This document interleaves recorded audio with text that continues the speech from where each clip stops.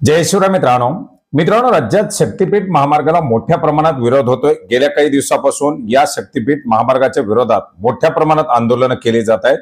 रक्त सांडू परंतु शक्तीपीठ महामार्ग होऊ देणार नाही अशा प्रकारची पवित्रा शेतकऱ्यांच्या माध्यमातून घेण्यात आलेला आहे। मात्र राज्य शासनाच्या माध्यमातून हा महामार्ग बनवण्याचा पवित्रा घेतलेला आहे आणि याच अनुषंगाने आता प्रत्येक जिल्ह्यामध्ये, ज्याच्यामध्ये सोलापूर असेल, धाराशिव असेल, लातूर, बीड किंवा यवतमाळ या भागातील, परभणीमधील ज्या ज्या भागामध्ये जमिनीचं अधिग्रहण करायचंय त्या भागामध्ये नोटिशी काढायला सुरू केलेल्या आहेत आणि अशाच प्रकारच्या जवळजवळ 11 राजपत्र या महिन्यामध्ये या ठिकाणी निर्गमित करण्यात आलेली आहेत। आणि याच राजपत्राच्या माध्यमातून कोणत्या जिल्ह्यातील, तालुक्यातील, कोणत्या गावातील, कोणत्या सर्वे नंबर मधील जमीन अधिग्रहित केली जाणार आहे याची माहिती देऊन, जर याच्या संदर्भातील कोणाला काही आक्षेप नोंदवायचे असतील तर ते आक्षेप घेण्यासाठी या ठिकाणी सूचना देण्यात आलेल्या आहेत।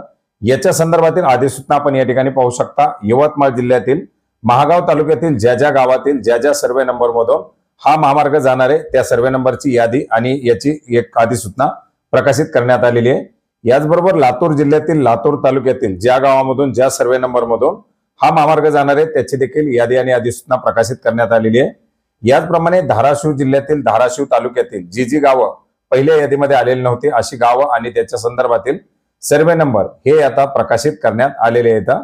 याचप्रमाणे सोलापूर जिल्ह्यातील बार्शी तालुक्यातील गौडगाव आणि त्या संदर्भातील जे काही जमिनी आहेत त्या जमिनीच्या संदर्भातील देखील एक अधिसूचना राजपत्र निर्गमित करण्यात आलेले आहे। परभणी जिल्ह्यातील परभणी तालुक्यातील जी गावं आणि ज्या सर्वे नंबर मधून हा महामार्ग जाणार आहे त्याच्या संदर्भातील एक राजपत्र। याचबरोबर परभणी जिल्ह्यातील सोनपेठ तालुक्यातील ज्या गावांची पूर्वी यादी आलेली नव्हती अशा गावाची सर्वे नंबरची यादी देखील आता प्रकाशित करण्यात आलेली आहे। याचबरोबर आपण जर पाहिलं तर लातूर जिल्ह्यातील औसा तालुक्यातील देखील बऱ्याच मोठ्या प्रमाणात गावातील सर्वे नंबरची यादी राजपत्राच्या माध्यमातून प्रकाशित करण्यात आलेली आहे। रेणापूर तालुक्यातील काही गावांची यादी देखील यासोबत प्रकाशित करण्यात आलेली आहे। मित्रांनो, याचबरोबर यवतमाळ जिल्ह्यातील आर्णी तालुक्यामधील सुद्धा काही गावांची आणि सर्वे नंबरची यादी आता प्रकाशित करण्यात आलेली आहे, जे सर्वे नंबर जी जमीन अधिग्रहित केली जाणार आहे।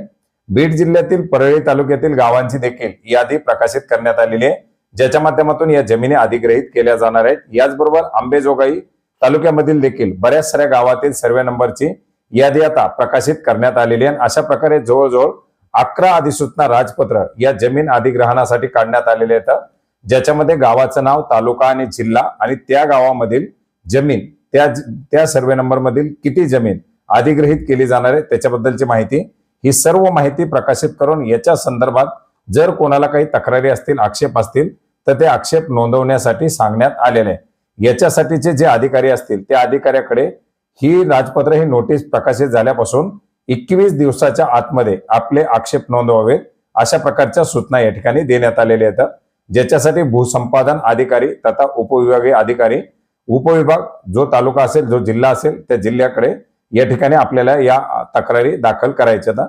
तर अशा प्रकारे आता तब्बल 11 अधिसूचना निर्गमित करण्यात आलेल्या आहेत।